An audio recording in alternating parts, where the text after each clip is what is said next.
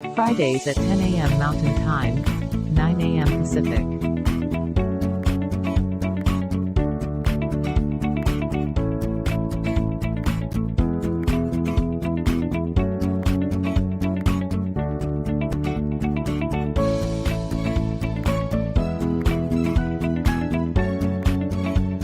And now, here's Lindsay. Good morning, everybody. Welcome to PIP, you are watching Practicing Infinite Possibilities. And I hope you have some coffee with you or some water. I love this mug. Think happy thoughts, right? Right. So let's go there. Today, we're going to be talking about self-love, not selfishness, self-love. And what does that mean? Well, first, it means I'm excited I get to finally wear this sweater. You see, it's my Valentine sweater that says love on it.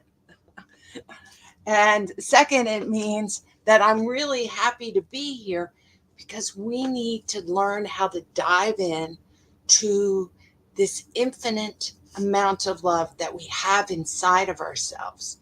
And quite often, this love inside of ourselves gets shadowed over, or you could say layered over, or we could say has clouds over because of the thoughts that we think. We're not good enough, no one loves us, we're unlovable. It's these thoughts that end up putting all these layers on top of ourselves. But if we take away those layers and we go down to our authentic self, we are love. We are the essence of love.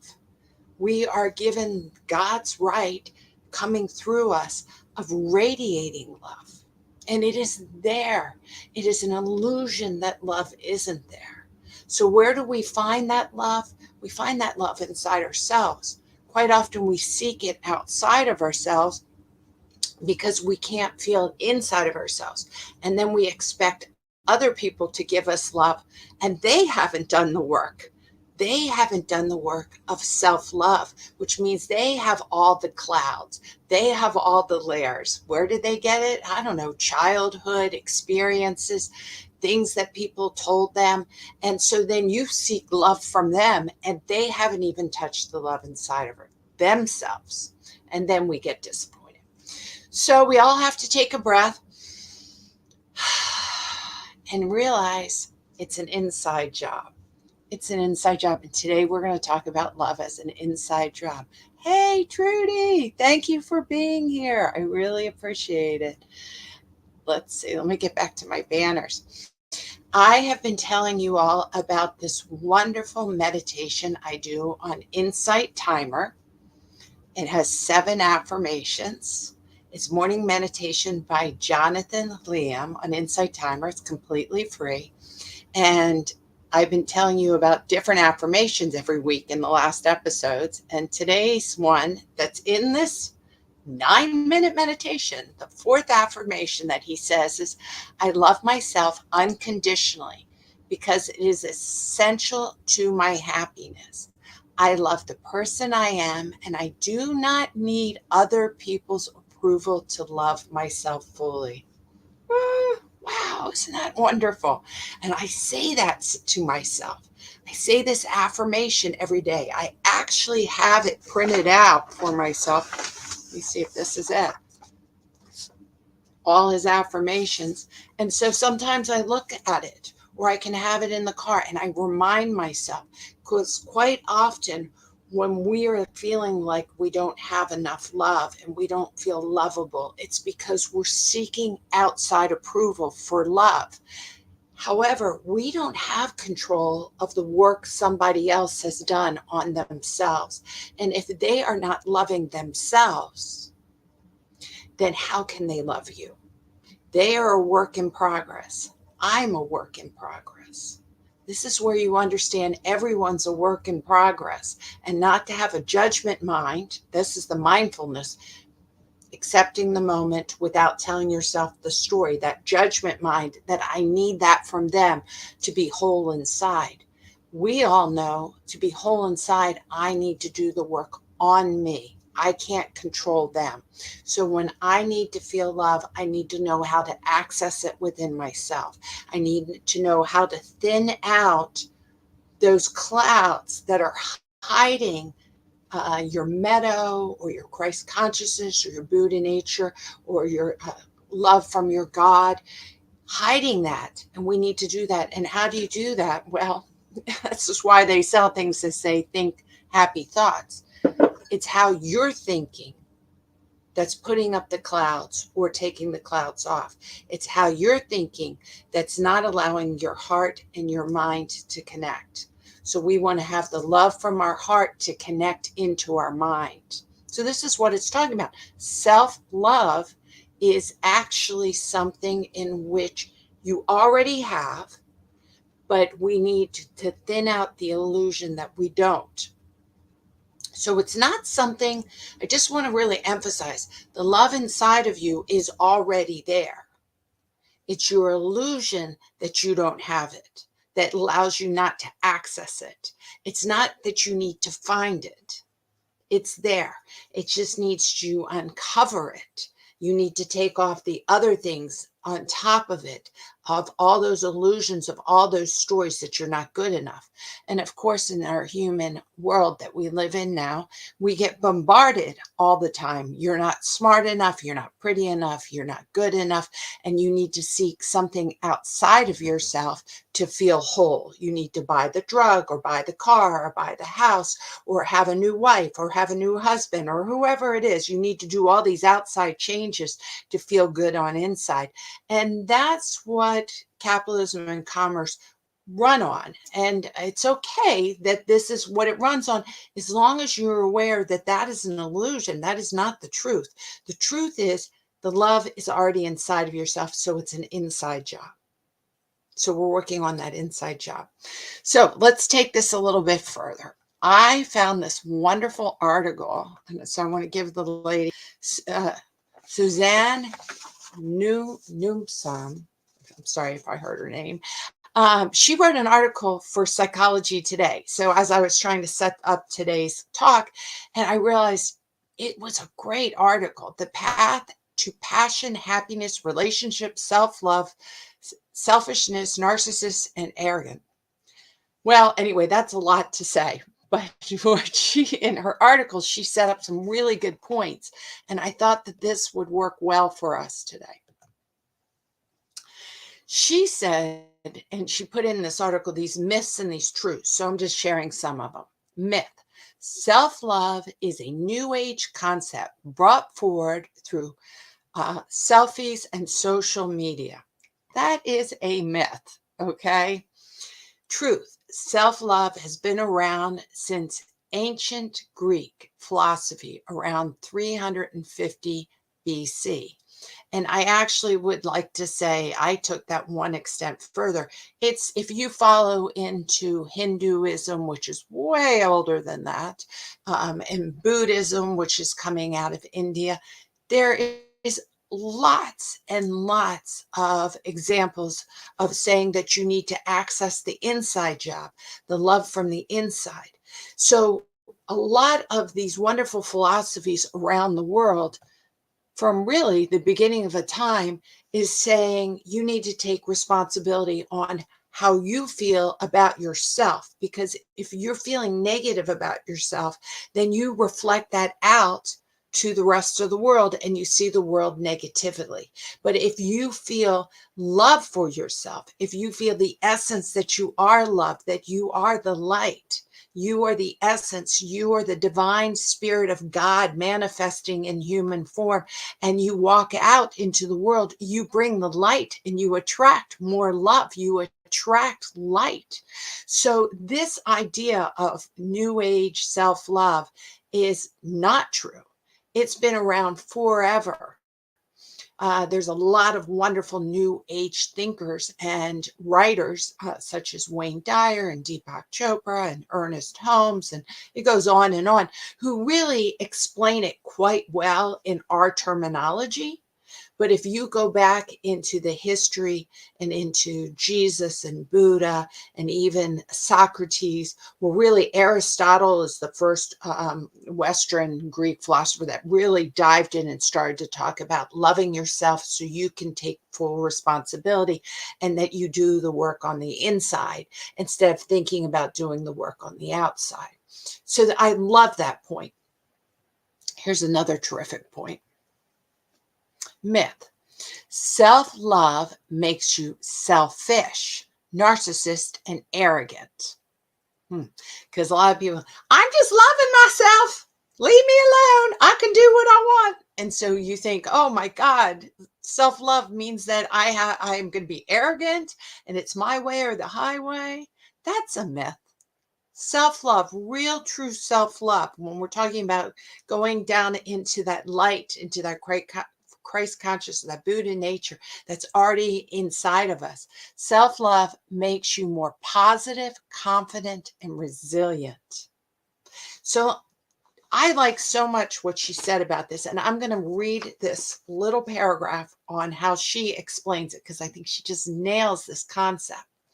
In truth, narcissism and arrogance are both signs of deep lack of self-confidence. So in other words, being unconfident is really where narcissism and bullying nature and self-absorbed nature comes from. It's a lack of self-acceptance and it's a lack of self-love.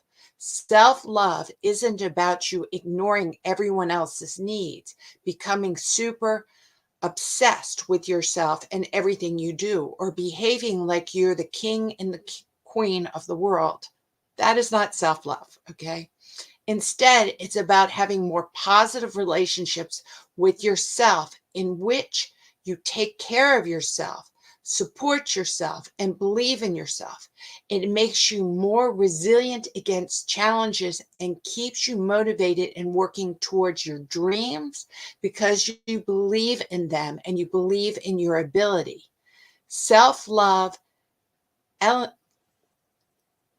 eliminates your patterns of negative talk and replaces them with bold and confident cheerleading.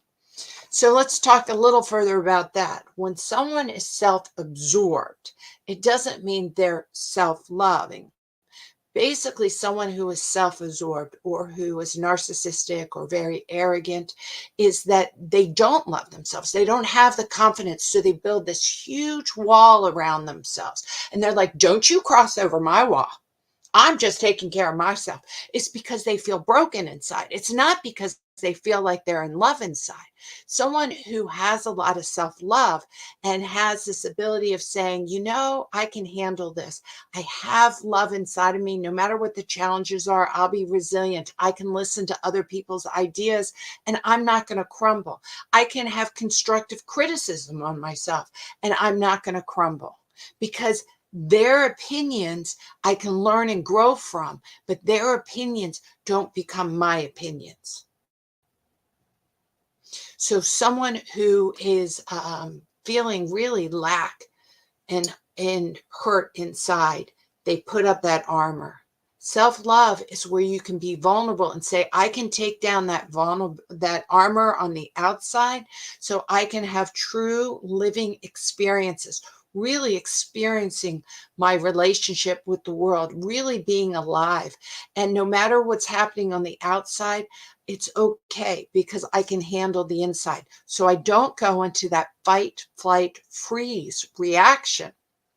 When you have self-love, you have self-awareness and you have self-acceptance. And when you fall down, you don't judge yourself as broken. You say, oh, learning experience.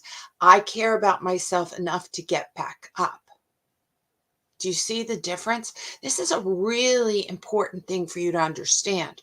So when someone is yelling at you saying, I'm just loving myself and it has to be my way. I don't know about that. I can't judge that statement because I don't know what they're thinking inside of that. Maybe they do need to have strong boundaries, but in the same difference, they don't need to be coming from fear. And that's the big word. Someone who is making boundaries to say that I need to do this to protect myself, or I need to do this because it's healthy for myself. I'd say that would be better to say. If they're coming from a state of love, then that's great. That's self-love. But if they're coming from a state of fear and they're actually fear driven, okay, then that can come across and can be selfish, narcissistic, arrogant, bullying. So it's really when you are doing something, you're like, am I actually being selfish, or am I putting up boundaries for self-love? Ask, what is your intention? Where is it coming from? Are you doing it because you're fearful of a situation, you don't want to get involved of it, and you don't think you can handle it? Well, then that's coming from fear. That's not coming from that down deep given love. You want to come from, I need to have strong boundaries because I love myself and it's the kind thing to do for myself. And in me being kind to myself, I'm taking care of myself. And if I'm taking care of myself, I'm being responsible for myself. And if I'm being responsible for myself, I can also then learn and grow from other people, and I'm not threatened by other people's ways. So you have to check in. Check in. Are you having anxiety? Then that's fear-based, and you need to work through it. It's okay if you feel fear, but you have to then work through it and think, what is the trigger? What is the cloud, remember?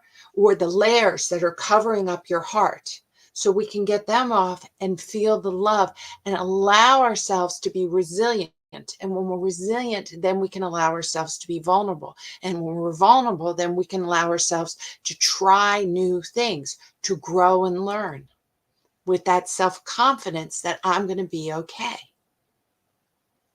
That's a lot, I know, but it's important for us to understand that. Okay, let me get down to the next one. Self-love is basically, this is the myth, is basically self-care. The truth is self-care is one form of self-love. Absolutely. I want us to think about that. So, yes, self-love is basically self-care. No. Self-love is, think of it as a big umbrella. It's huge, this concept of self-love. Part of that umbrella or that sweeping statement is self-care.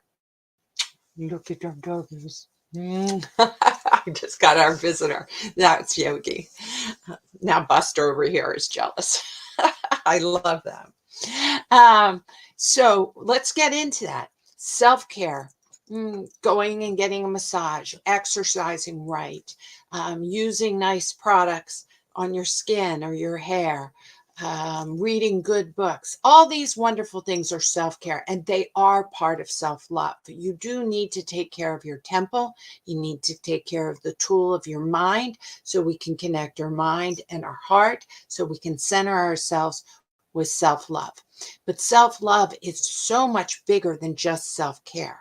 Self-love is the ability to accept. This is the big word, to accept yourself as you are.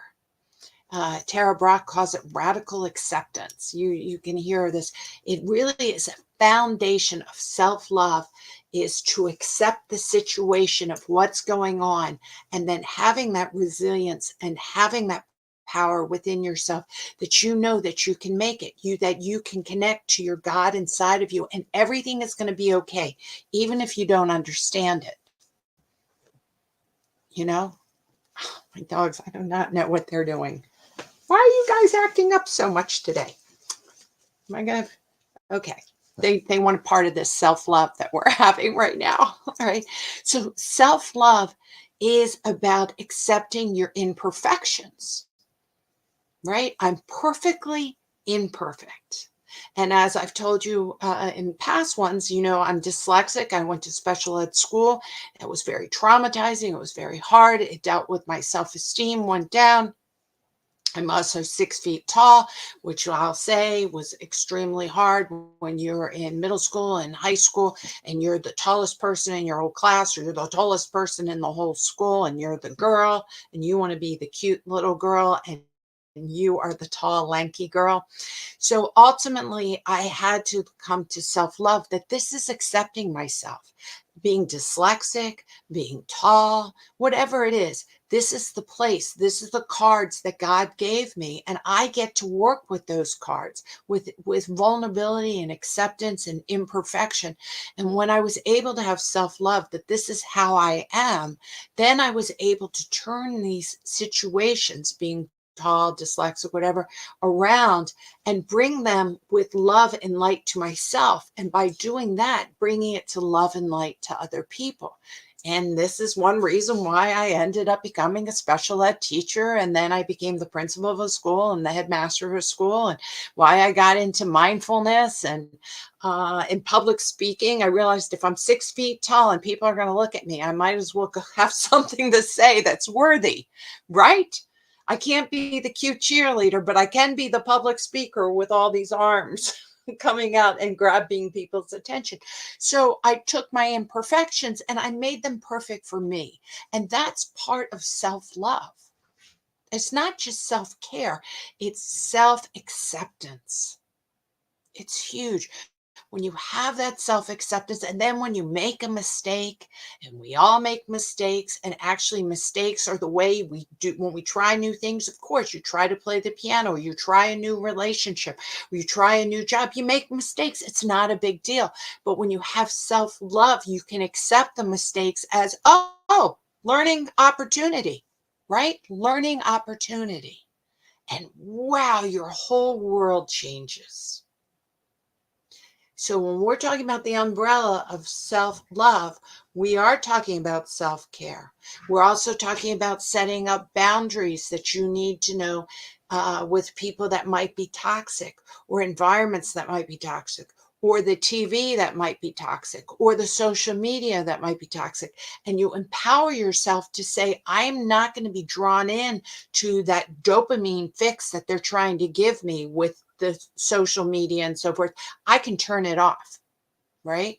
But that's because I love myself. That empowers me to make good choices on how I want to live my life, with love being the center of my life, not other people's opinions, not other people's ways, my authentic love from inside out, right?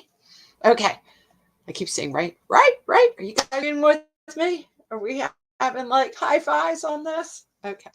All right. Here's the last one I have for the myths and the truths. I really like these. Myth. Self-love is about showing the world that you're in love with yourself. Truth is, self-love is about believing in yourself and treating yourself with love. Once again, it comes back to that concept, is that when someone is real loud, like, narcissistic, or my way or the highway or something, that's a defense mechanism. That's a defense mechanism. When you're in that authentic love, that genuine love that's already in your heart, that is your God-given right, when you're in there, there is nothing to defend. You don't need to show it to the whole world. You can see it. When someone is radiating love, you can see it in their eyes. You don't have to necessarily have them throw it at you, right? You can see it in their eyes. You can see it in their kind words. When you hear people saying kindness out, and this is not always the case, but a lot of the case, when they're quiet and they're saying it in kindness out, the words people use on the outside are the words they are most likely use on the inside. So how do you get those layers that contradict that internal self-love you already have? How do you thin out those clouds so you can feel your self-love? That is a big question. And let me come down to here. I have some points. One of the best ways is to really beware. Now I have yogi hair on me, excuse me. To beware of your self-talk. How do you talk to yourself?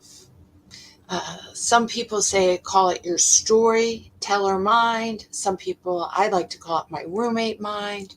But all of a sudden, you're doing something, and then you're starting to tell yourself something like, damn, you messed up on that. Or, oh, I can't believe it happened again. Or, man, you're looking old. Or, and you have to become aware of how are you speaking to yourself. Because as you speak to yourself with negativity, you are then putting more and more layers over this genuine, authentic love you have inside of yourself. So, how do you thin that out? Well, think happy thoughts, or at least they don't have to be happy. Think kind thoughts. I think that's kindness is the real big place. You take what we've talked about many times, that sacred pause. So in mindfulness, being aware of your environment or being aware of your thoughts or being aware of your thinking. And then when you find out that you are now talking negative to yourself and you realize what you're doing is that you're hiding your authentic love inside of yourself, you're burying it with these negative thoughts. When you're aware of that, then you take that sacred pause and you accept that you're a work in progress. You don't beat yourself up, because if you beat yourself up for the talking negative, you're talking negative, right? We don't want to do that. You want to take that sacred pause, accept yourself and say, I'm a work in progress. And I know that I have an authentic love inside of myself. So what can I say next that brings out that? And by doing that, you're bringing out your resilience. You're bringing out self-compassion. You're bringing out compassion for other people as well. Because as you access these good feelings for yourself, they radiate into your whole mind and into your heart, and then they become part of your whole life. What you think about, you bring about.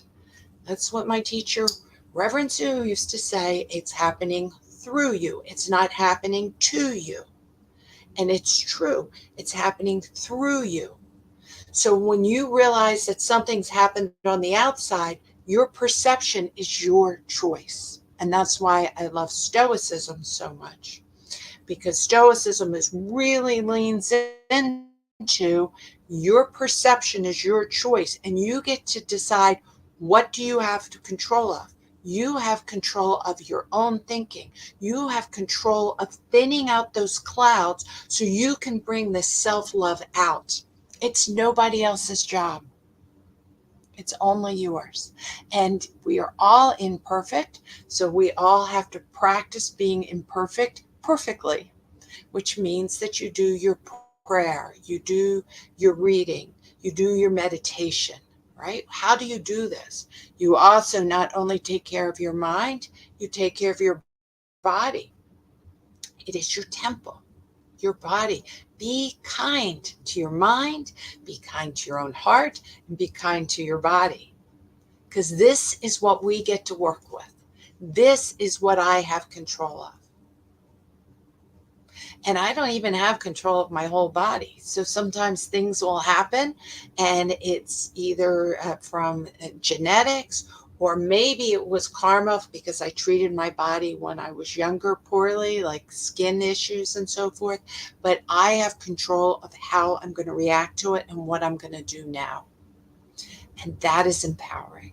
That is self-love. Self-love is saying, taking responsibility for you right now, not taking responsibility for everybody else, not trying to seek approval outside, just working on yourself one moment to the next. So the Four Agreements, which is a book I love so much, always says to do as best as you can, and also be impeccable with your word.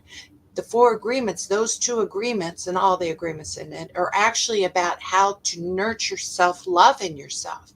Be impeccable with your word to yourself. Be honest with yourself, right? Work with yourself. Allow yourself to make mistakes and grow and learn. Be impeccable with, let me move this down. Let me do this one. Learn to receive compliments with grace. What does that mean? Learn to receive compliments. When you have self-esteem that is wounded and you're not really into self-love, it's very hard sometimes to take compliments.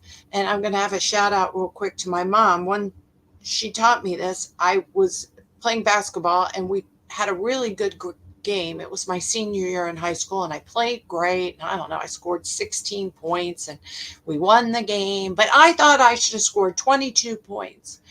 And I was kind of pouting, even though we won, even though I played well. And this mother came over and said, Lindsay, you did such a good job. And I was like, no, I didn't. And my mom heard me. And I dismissed her compliment.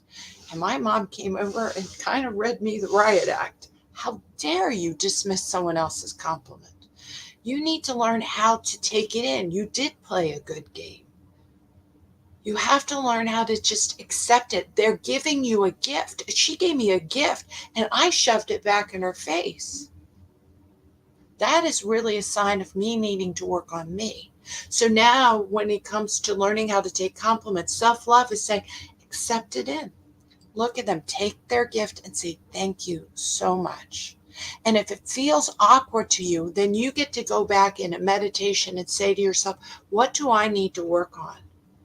If someone says you're beautiful or you're kind or you're nice, and I say, thank you so much, and it's uncomfortable, then it's showing you, the universe is showing you you need to work on that because that's a cloud covering up your self-love.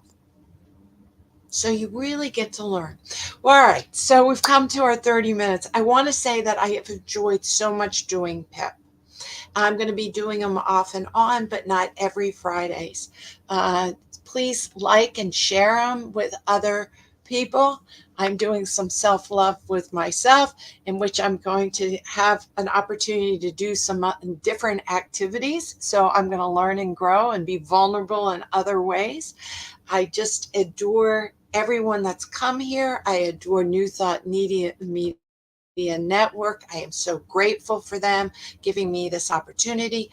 I'm so grateful to so many people who have come live to see me, especially a shout out to Trudy and Lori and my parents and Diane. And there's just tons of people. I just appreciate Wayne. I can just go on. And Kevin, who have been here. If you want to get in touch with me, please go to centeredmoment.com or centeredmoment@gmail.com, or you can join me on Facebook. I would love to be your friend, or on Instagram. I am very thankful. Please enjoy loving yourself. Keep practicing self-love and really think about using kind words to yourself. Be aware, accept your imperfections, accept your vulnerability, and know it's okay. Everything's going to be all right, because if you work on in the inside, it radiates to the outside. Just like I always say at the airplanes, make sure you put your oxygen mask on first so you can be full of energy and full of light and full of love. And by doing that, then you can spread it out. Peace and blessings. Lots of love to all of you.